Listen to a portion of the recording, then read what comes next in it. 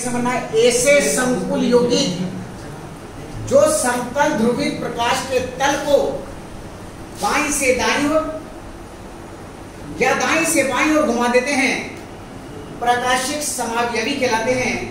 और यह परिघटना क्या कहलाती है? प्रकाशिक समावयवता कहलाती है। पहला पॉइंट क्लियर। इन दोनों प्रकाशिक समावयवियों में वो समावयवी जो प्रकाश के तल को बाईं से दाईं ओर घुमाता है, बाईं से दाईं ओर घुमाता है, वो कहलाता है डी समावयवी। कौन सा समावयवी कहलाता है? और जो प्रकाश के तल को दाईं से बाईं ओर घुमाता है वो कहलाता है एल समावयवी कहलाता है। और इन दोनों समावयवी रूपों में केवल ऑप्टिकल एक्टिविटी का ही अंतर होता है और बाकी अन्य गुण कैसे होते हैं? समान होते हैं। ऑप्टिकल एक्टिविटी का मतलब दाएं वाला बाएं दिखेगा, बाएं वाला दाएं दिखेगा, केवल इसका अंतर होता है और बाकी अन्य गुण क्या होते हैं? समान होते हैं। तो क्या बताओगे भाई? ऐसे संकुल यौगिक जो समतल ध्रुवित प्रकाश के तल को बाईं या दाईं ओर घुमा देते हैं, प्रकाशिक समावयवी कहलाते हैं। और यह परिघटना क्या कहलाती है? प्रकाशिक समावयवता कहलाती है। याद रखना, समन्वय संख्या 6 वाले यौगिक जिनमें द्वितंतुक लिगेंड उपस्थित होगा, कौन सा लिगेंड होगा? द्वितंतुक लिगेंड उपस्थित होगा, वो प्रकाशिक समावयवता को प्रदर्शित करेगा। जैसे मान लीजिए एक यौगिक है ये MAA का होल साइड, यहां AA क्या बताया मैंने? द्वितंतुक लिगेंड। और द्वितंतुक लिगेंड क्या होते हैं? जिसमें 2 दाता परमाणु होते हैं और दोनों ही दाता परमाणु बंध बनाने की प्रक्रिया में भाग लेते हैं। तो समन्वय संख्या 3 दूनी 6, समन्वय संख्या 6 वाले की ज्यामिति स्पष्ट किए देखिए। बीच में क्या? M, ये 6 लिगेंड। अब देखो AA 3 द्वितंतुक लिगेंड है, तो एक तो यहां जोड़ दो, एक इधर से और एक। कोई परेशानी? एक द्वितंतुक लिगेंड,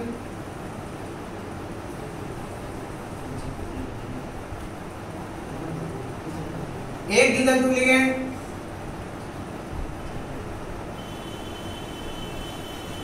अब इसका प्रकाशिक समावयव बनाना है। बीच में क्या लगा दिया मैंने? दर्पण। अब ये इधर ये दोनों बाईं ओर है, तो दर्पण में कैसे दिखेंगे? इधर ये दाईं ओर है, तो अपने को क्या कर देना?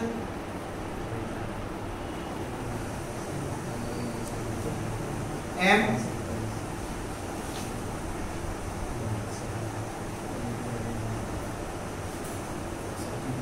बोलिए, ये दोनों बाईं ओर है, इसमें क्या आ जाएगा? दर्पण में दाईं ओर आ जाएगा। ये दाईं ओर है, दर्पण में कहां जाएगा? ये इसका क्या हो गया भाई? प्रकाशिक समावयवी। किसी बच्चे को कोई प्रॉब्लम पहली बार बताओ? जैसे एक एग्जांपल लेते हैं हम इसका, CO, ध्यान देना, COEN का होल साइड द्वितंतुक लिगेंड है, ये एथिलीन डाइमीन द्वितंतुक लिगेंड है, तो इस एथिलीन डाइमीन कोबाल्ट 0 इसका नाम हो गया। अब इसमें अपने को एक प्रकाशिक समावयव बनाना है, तो EN एक तो कहां जाएगा? एक EN कहां जाएगा? एक EN कहां जाएगा? अब इसको जब हम दर्पण में देखेंगे तो ये कैसे दिखाई देगा भाई? और यहाँ क्या जाएगा? और यहाँ क्या जाएगा? केंद्रीय धातु परमाणु कौन सा है? यहाँ क्या जाएगा? बोलो, समझ में आ गई कि नहीं आ गई? किसी को कोई प्रॉब्लम? आगे ये अपन ने पढ़ा, जैसे मान लीजिए M ए का होल ट्वाइस B2 है, मान लीजिए ये M A का होल ट्वाइस और मान लीजिए Cl2 Br2 या I2 है। तो देखो 2 दूनी 4 और 2 6। आप ध्यान देना इधर, बोर्ड पे ध्यान दें।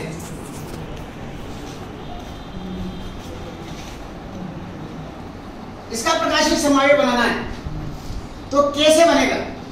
कोई बच्चा बता सकता है? पहले किधर जोड़े भाई? ये 2 है ना, एक तो जोड़ दूं यहाँ,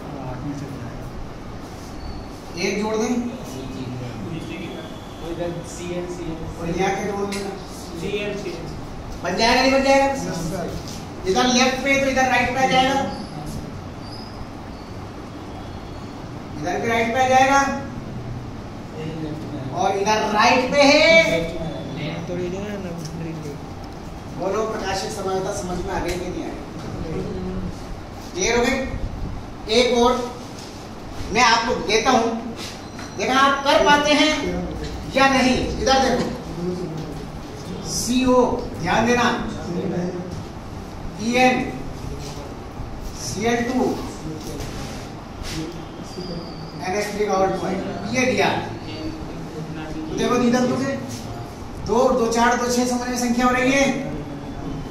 अब मुझे इसका वो बनाना है, एक बना लें, दूसरा तो अपने आप बन जाएगा। आप थोड़ा सा अकल लगाना। En को कहां लिखना है मुझे बताओ कि दर्पण में देखने पर बाईं से दाईं, दाईं से बाईं दिख जाए। यहाँ बनाएगा तो पॉसिबल है, फिर वो अगले वालों में दिक्कत आएगी। अगर अपन यहाँ लगा के दिख जाएगा तो दर्पण में उधर दिख जाएगा। अब ये Cl है, यहाँ और यहाँ लगेगा क्या? सही है क्या ये? तो दर्पण में देखोगे तो ये तो ऐसे कैसे दिखेगा, दाईं से बाईं, बाईं से दाईं का दिखेगा। इसका मतलब ये Cl आ गई समझ में, और दर्पण में NH3 है, ये NH3। अब ये लेफ्ट पे है तो इधर क्या जाएगा? इधर ये राइट पे है, इधर ये क्या जाएगा? इधर ये राइट पे है। आ गई बात समझ में? ये क्या कहलाएंगे? प्रकाशिक समावयवी कहलाएंगे। और ये परिघटना क्या कहलाएगी भाई? प्रकाशिक समावयवता कहलाएगी। इसमें किसी बच्चे को कोई प्रभाव है? अरे इधर आसिफ तौसीफ क्वालिफाई है, सुमित वहां से उठ के सबसे आएगा। ये क्या पढ़ा भाई अपन ने? कौन सी समावयवता पढ़ी? प्रकाशिक। इसमें क्या जाएगा भाई?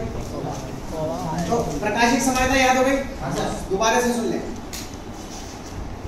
ऐसे संकुल यौगिक जो समतल ध्रुवित प्रकाश के तल को बाईं या दाईं ओर घुमा देते हैं, क्या कहलाते हैं भाई? प्रकाशिक समावयवी कहलाते हैं। और ये परिघटना क्या कहलाती है भाई? प्रकाशिक समावयवता। इन दोनों समावयवी रूपों में वो समावयवी जो समतल ध्रुवित प्रकाश के तल को बाईं से दाईं ओर घुमाता है वो तो कहलाता है डी समावयवी, और जो दाईं से बाईं ओर घुमाता है वो कहलाता है एन समावयवी। और इन दोनों समावयवी रूपों में केवल ऑप्टिकल एक्टिविटी का अंतर होता है और बाकी अन्य गुण क्या होते हैं? समान होते हैं। और इसमें कम से कम एक द्वितंतुक लिगेंड अवश्य होता है। ठीक, एक समय बन गया। दूसरा दर्पण में कैसा दिखाएगा अपने आप ही इमेज पता लग जाता है। इसके बाद है भाई संयोजकता बंध सिद्धांत, जो अब मेन टॉपिक है, जिसमें से बड़ा क्वेश्चन आता है। तो देखिए भाई VBT, अब आपको पूरा कंसंट्रेशन इस पे रखना है। एक सीख जाओगे सारे सीख जाओगे, ये ध्यान रखना। VBT यानी कि संयोजकता बंध सिद्धांत। कौन सा सिद्धांत है? संयोजकता बंध सिद्धांत। बेंच आगे सर,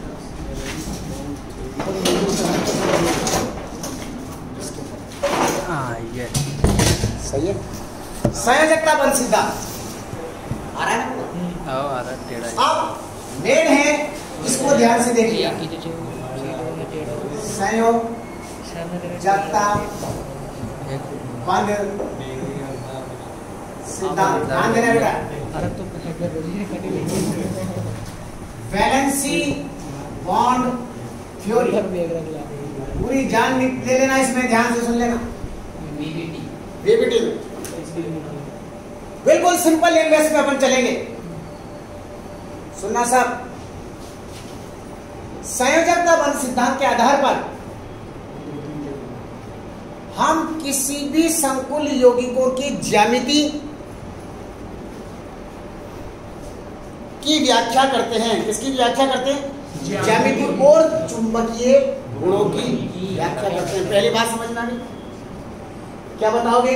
संयोजकता बंध सिद्धांत के आधार पर हम किसी भी संकुल यौगिकों की ज्यामिति और बोलो चुंबकीय गुणों की व्याख्या करते हैं। कैसे करते हैं यही सीखना है, तो सुनो।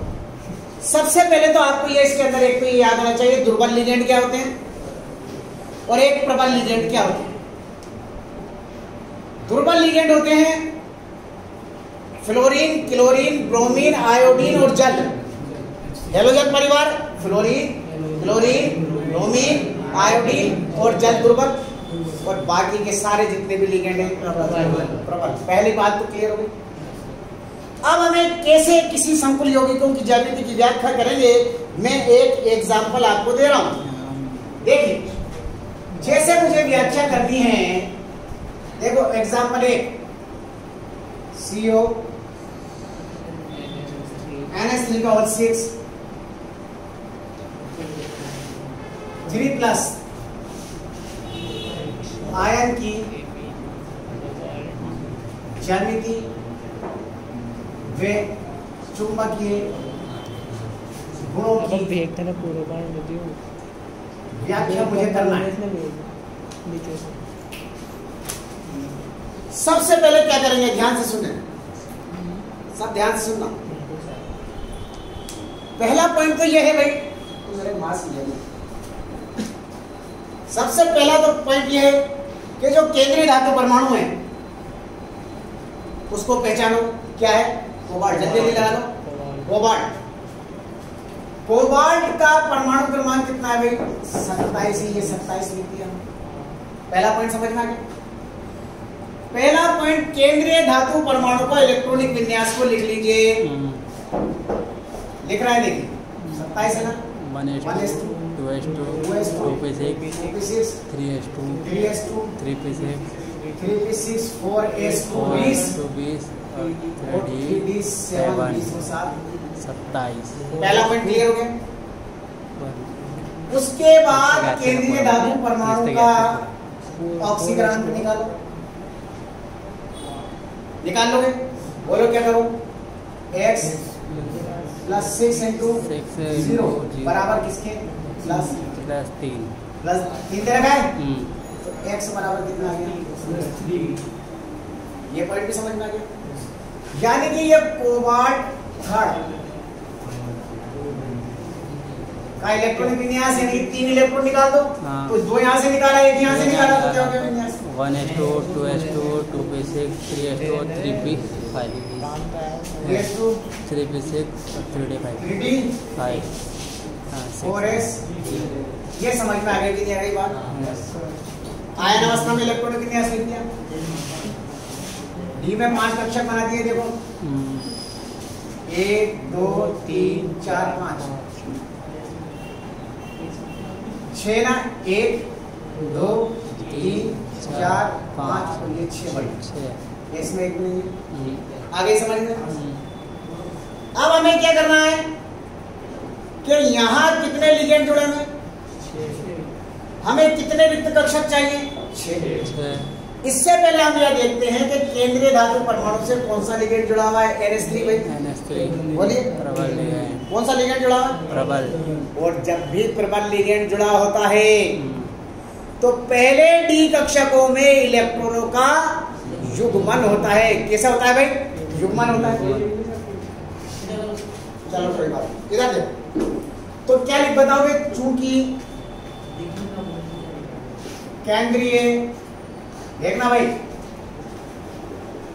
धातु परमाणु से कौन सा लिगेंड जुड़ा हुआ है?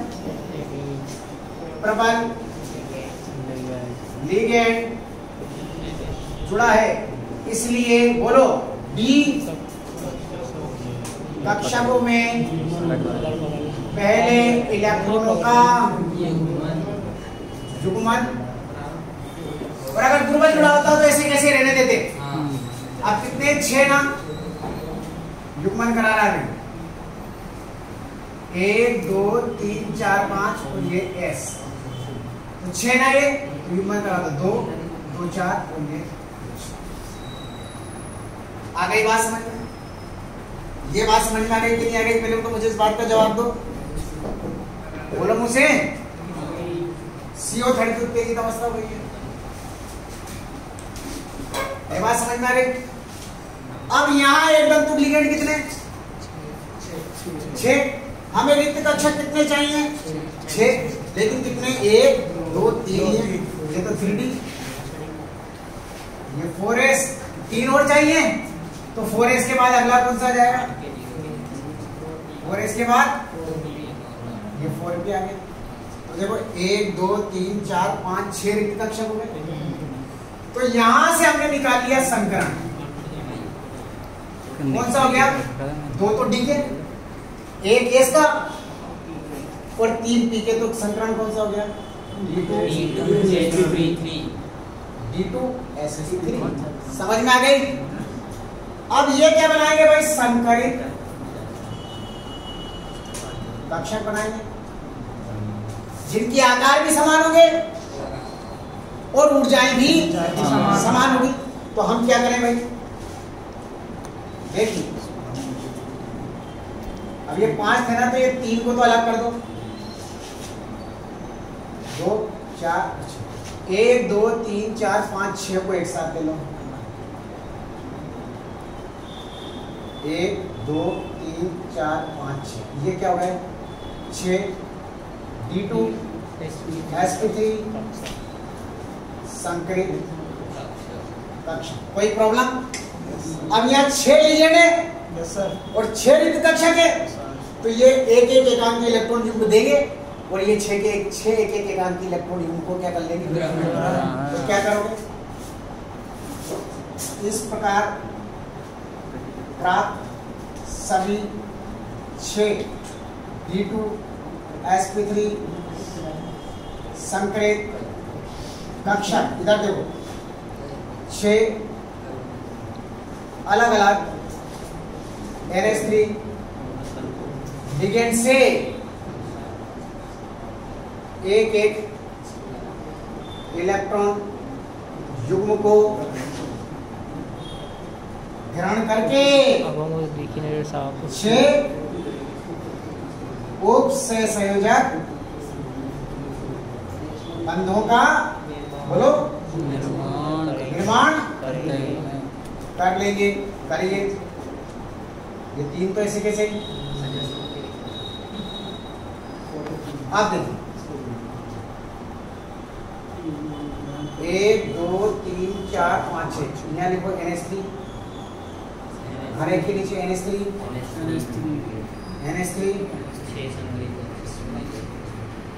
ये दाता से गिराएगी,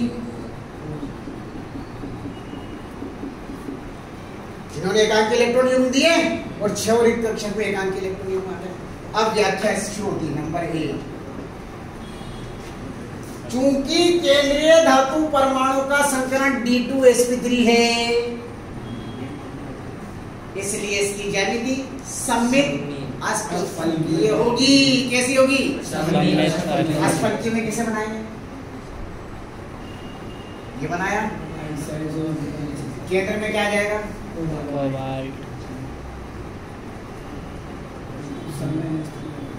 सब पे क्या लगा दूं, NH3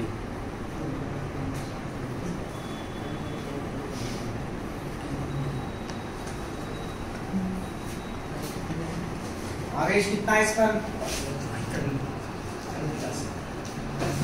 समझ में आ गई? पहली बात क्या बताओगे, चूंकि केंद्रीय धातु परमाणु का संकलन D2SP3 है, इसलिए इसकी ज्यामिति सममित अष्टफलकीय होगी, या अष्टफलकीय बनाएंगे।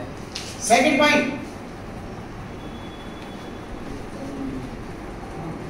ये कैसा होगा? युग्मित युग्मित युग्मित। प्रति चुंबकीय और चुंबकीय गुण में क्या हो जाएगा? प्रति चुंबकीय रंगीन वे रंगहीन। कारण में क्या बताओगे? क्योंकि इनके डी कक्षकों में सभी इलेक्ट्रॉन युग्मित है या डी कक्षकों में अयुग्मित इलेक्ट्रॉन उपस्थित नहीं है। या तो ये लिख दो या सभी इलेक्ट्रॉन युग्मित है। अब क्या, अब ये आंतरिक कक्षक संकुल होगा या बाह्य कक्षक संकुल होगा? क्योंकि अंदर वाले डी कक्षक भाग ले रहे हैं ना, ये 3D के बाद 4s और 4p अंदर वाले लेना है, इसलिए क्या होगा? आंतरिक कक्षक संकुल होगा। और क्या इसका चुंबकत्व तो निकलेगा क्या? Mu equal to √n × n+2 निकलेगा क्या? क्यों नहीं निकलेगा? आ गई समझ में, क्योंकि इसमें अयुग्मित इलेक्ट्रॉन नहीं है। ये बात समझ में आने की व्याख्या इस तरह से है।